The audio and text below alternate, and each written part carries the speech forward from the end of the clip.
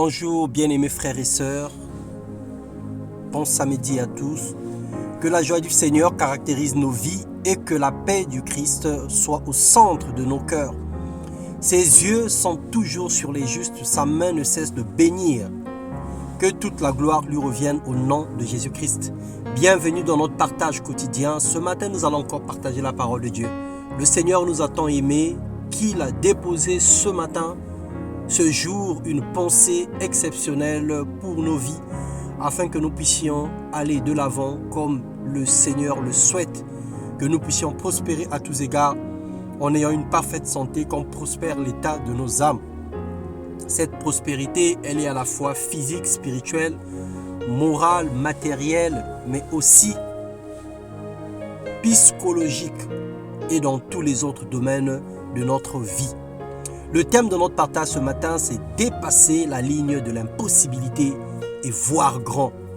Il y a des choses qui ne marchent pas dans notre vie simplement parce que dans notre tête, nous avons calibré la situation comme étant impossible.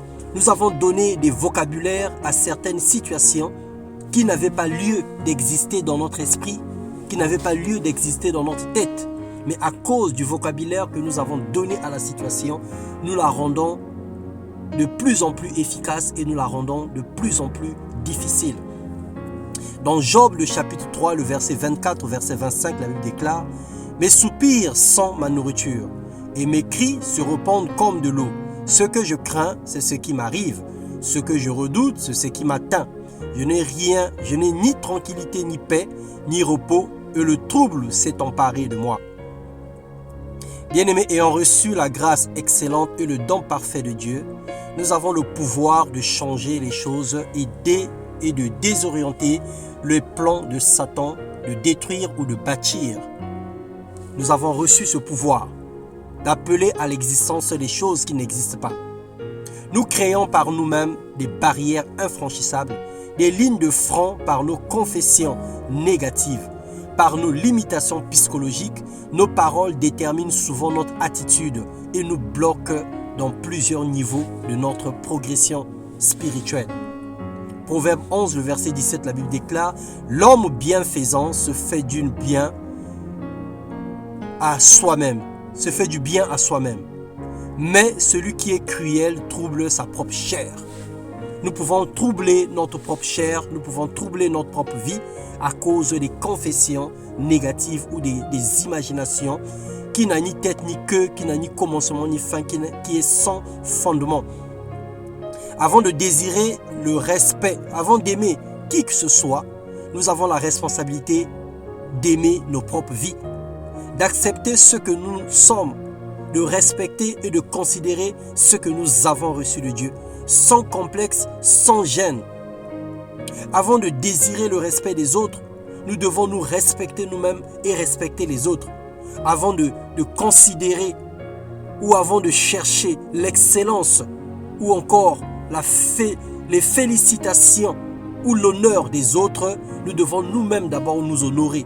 Nous devons nous-mêmes d'abord nous considérer comme étant capables, comme étant bons, comme étant créés à l'image de Dieu. Ce que nous voulons que les autres fassent pour nous, nous devons le faire pour eux et nous devons nous-mêmes aussi être capables de produire des résultats pour nous-mêmes. Aller à l'encontre des principes limitera nos capacités de réussite et créera le mépris de soi. Toujours dans le livre de Proverbes, le chapitre 18, le verset 20 au verset 21, « C'est du fruit de sa bouche que l'homme rassasie son corps, c'est du produit de ses lèvres qu'il se rassasie. La mort et la vie sont au pouvoir de la langue. Quiconque l'aime en mangera les fruits, dit la parole de Dieu. » Par nos confessions, nous avons le pouvoir de donner vie ou de donner la mort à notre foi. Le choix de bénir ou de maudire notre vie, au lieu d'être l'assassin qui détruit sa propre vie et qui accuse Dieu et la famille, sois plutôt un homme de prière qui élève sans cesse la voix vers Dieu, qui confesse et qui déclare les choses positives.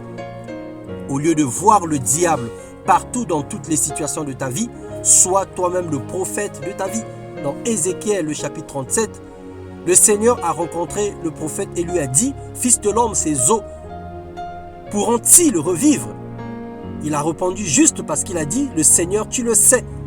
Et puisque le Seigneur le sait, Dieu l'a ordonné de demander aux ossements desséchés de reprendre vie.